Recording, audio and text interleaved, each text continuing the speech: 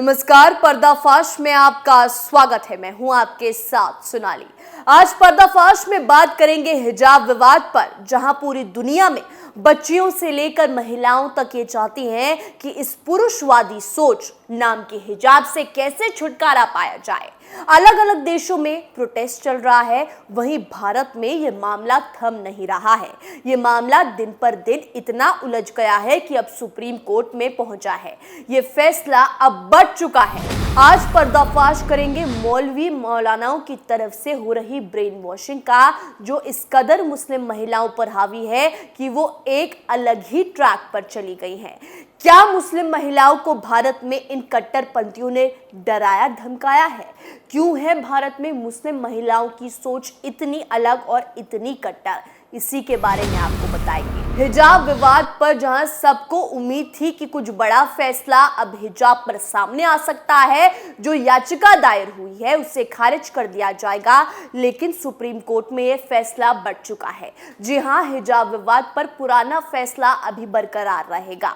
बता दें, इससे पहले कर्नाटक के हिजाब विवाद पर सुप्रीम कोर्ट के 2 जजों की बेंच ने अपना फैसला सुनाया और इस मामले पर दोनों जजों की राय अलग अलग है।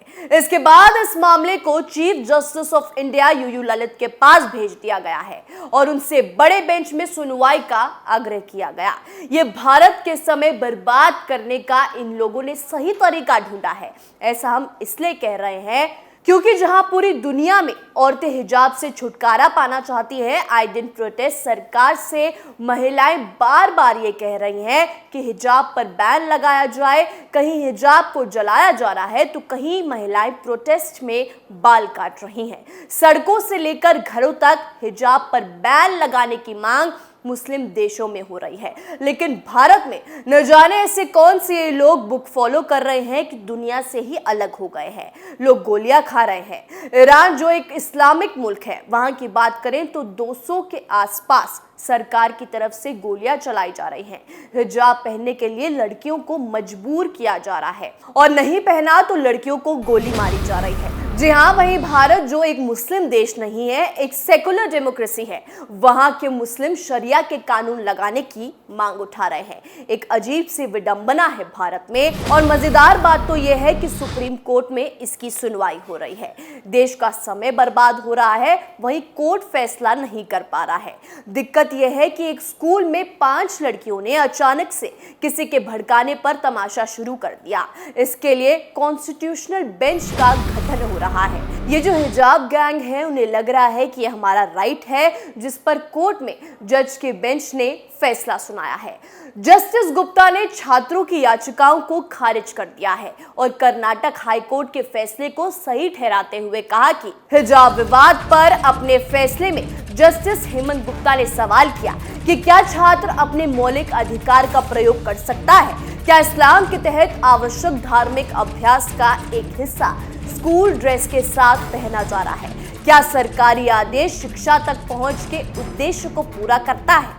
लेकिन बेंच के दूसरे जज जस्टिस सुधांशु धूलिया ने कर्नाटक हाईकोर्ट के फैसले को खारिज कर दिया और उनका कहना है कि मैंने कर्नाटक सरकार के 5 फरवरी के आदेश को रद्द कर दिया, प्रतिबंध हटाने का आदेश दिया है। मेरे मन में सबसे बड़ा सवाल बालिकाओं की शिक्षा का था। उन्होंने सवाल किया कि क्या हम बच्चियों के जीवन को बेहतर बना रहे हैं?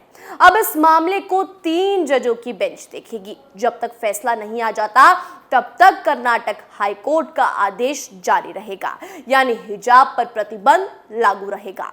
सुप्रीम कोर्ट ने इससे पहले हिजाब मामले में कर्नाटक हाईकोर्ट के फैसले को चुनौती देने वाला विभिन्न याचिकाओं पर अपना फैसला सुरक्षित कर लिया था। इस मामले में 21 वकीलों के बीच 10 दिनों तक बहस चली थी।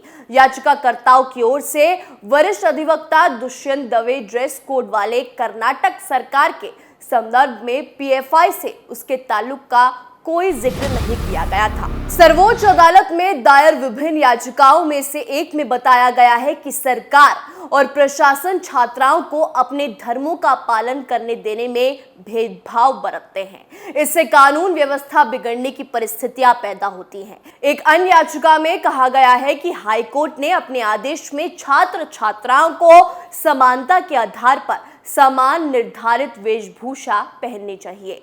एक छोटे से मुद्दे के लिए कॉन्स्टिट्यूशनल बेंच की जरूरत पड़ रही है। ये एक मजाक है, क्योंकि बैन किसी सरकार ने हर किसी को पहनने के लिए मना नहीं किया गया है। ये स्कूल का मामला है। टर्की की बात करें तो वो इस्लामिक देश है, उसमें भी हिजाब पर बैन है और टर्की की औरतें मुसलमान नहीं है, ऐसा भारत का मानना है। अब हाईकोर्ट का फैसला जारी रहेगा। कर्नाटक हाईकोर्ट ने माना था कि हिजाब इस्लाम धर्म में अनिवार्य धार्मिक प्रथा का हिस्सा नहीं है। कर्नाटक सरकार ने 5 फरवरी 2022 को एक आदेश दिया था। इसमें स्कूल कॉलेजों में समानता, अखंडता और सार्वजनिक व्यवस्था में बाधा पहुंचाने वाले कपड़ों को पहनने पर बैन लगाया गया था। हाईकोर्ट के इसी फैसले को सुप्रीम कोर्ट में चुनौती दी गई है। इसके पक्ष और विपक्ष में ताबड़तोड़ दलीलें दी गई। याचिकाकर्ताओं की ओर से सीनियर एडवोकेट कपिल सिब्बल, सलमान खुर्शीद, देवदत्त कामत, राजीव धवन और संजय हेगड़े सहित 20 से ज्यादा वकीलों ने दलीलें पेश की थी। स्कूल में हिजाब पहनने मुस्लिम लड़कियों को देखकर दूसरा समुदाय भी भगवा शॉल की मांग शुरू करेगा। लिहाजा सरकार का आदेश व्यवस्थाओं को बनाए रखने के लिए उचित है। इसके जवाब में दलील दी गई थी कि ये नहीं बताया गया है कि हिजाब पहनने से दूसरे स्टूडेंट्स का किस मौलिक अधिकार का हनन होता है। ये भी नहीं पता चलता कि लड़की के हिजाब पहनने से दूसरों को कैसे उकसावा मिलेगा। 2021 तक कोई गर्ल स्टूडेंट किसी तरह का हिजाब नहीं पहनती थी। इस तरह की शुरुआत पॉपुलर फ्रंट ऑफ इंडिया यानी PFI के उकसावे पर हुई है। छात्रों को इस साजिश का हिस्सा बनाया गया। अब आखिरी में बात होगी इनके दोगलेपन की। क्या हिजाब आवश्यक इस्लामिक प्रथाओं में से एक है, जैसा कि उदारवादी बार बार दोहरा रहे हैं? अगर ऐसा ही है तो ईरान में महिलाएं हिजाब को क्यों जला रही हैं? क्यों वो अपने बालों को काट रही हैं? क्यों वो हिजाब नहीं पहनने के लिए मजहबी व्यवस्था का सामना करने को भी तैयार है? क्या प्रदर्शनकारी महिलाएं मुस्लिम नहीं है या वाम उदारवादी उन मुस्लिम महिलाओं को मानते ही नहीं? भारत में वामपंथी महिला इकाई विश्व में एक ऐसे अन्याय को लेकर एकाएक आंदोलन हो जाती हैं और पैदल मार्च आदि निकालकर विरोध दर्ज कराती हैं। क्या ईरान के हालिया मामले को लेकर ऐसा कुछ देखने को मिला? नहीं। ईरान की तुलना में भारत में मुस्लिम महिलाओं के पास विकल्प है कि वो हिजाब, बुर्का, नकाब पहने या उसका त्याग कर दे। दशकों से भारतीय स्कूल कॉलेज में यूनिफॉर्म पहनने का नियम है, चाहे छात्र किसी भी पंथ या मजहब से हो। क्या यूनिफॉर्म कभी पसंदीदा वस्त्र पहनने का अधिकार का मामला हो सकता है? बिल्कुल भी नहीं। अगर मुस्लिम छात्राओं को कक्षा में हिजाब पहनने की अनुमति मिलती है तो क्या इसके बाद मुस्लिम छात्र जालीदार टोपी पहनने की अनुमति नहीं मांगेंगे? क्या इस आधार पर अन्य किसी को धोती, माता की चुनरी, चिवार पहनने या फिर निर्वस्त्र नहीं आने के लिए मना कर पाएगा? ऐसी स्थिति में स्कूल या कॉलेज में परिधान संहिता का क्या अर्थ रह जाएगा? क्या ये विकृति केवल स्कूल कॉलेजों तक सीमित रहेगी? क्या पसंदीदा कपड़े पहनने की मांग उन संस्थानों को अपनी चपेट में नहीं लेगी जहां भी निर्धारित परिधान संहिता है, जैसे पुलिस, डॉक्टर और अधिवक्ता, अग्निशामक दल इत्यादि? ऐसे विभागों की एक लंबी सूची है। ये दिलचस्प है कि जो वाम उदारवादी स्कूल हिजाब प्रकरण पर कर्नाटक की भाजपा सरकार के फैसले को इस्लामोफोबिया बताने में जुटे हैं, वही कुनबा केरल में सामने आए ऐसे ही 2 फैसलों पर न केवल मौन रहा, अपितु इसके खिलाफ मुस्लिम समाज की ओर से कोई उग्र प्रदर्शन नहीं किया गया, जैसे कर्नाटक के मामले में देखने को मिला था। क्या ये दोहरा मापदंड वाम उदारवादियों के साथ जिहादी सेकुलर झुंड की सच्चाई और उनकी मोदी, भाजपा, RSS से विरुद्ध घृणा को सामने नहीं लाता है? पर्दाफाश में आज के लिए इतना ही। देखते रहिए कैपिटल टीवी। नमस्कार।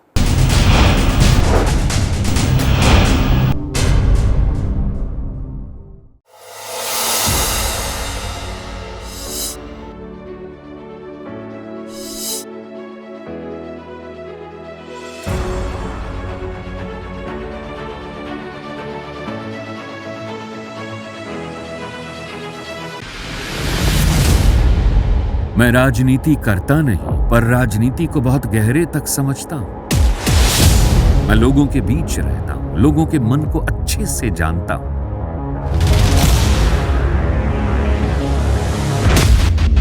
पब्लिक पब्लिक और पॉलिटिक्स की हर नब्ज को खूब पहचानता हूं। संघर्ष की सियासत से सत्ता के सिंहासन तक मैं हर खबर से खरा सच निकालता हूं। न कोई दौड़, न कोई race. Capital B, Uttar Pradesh.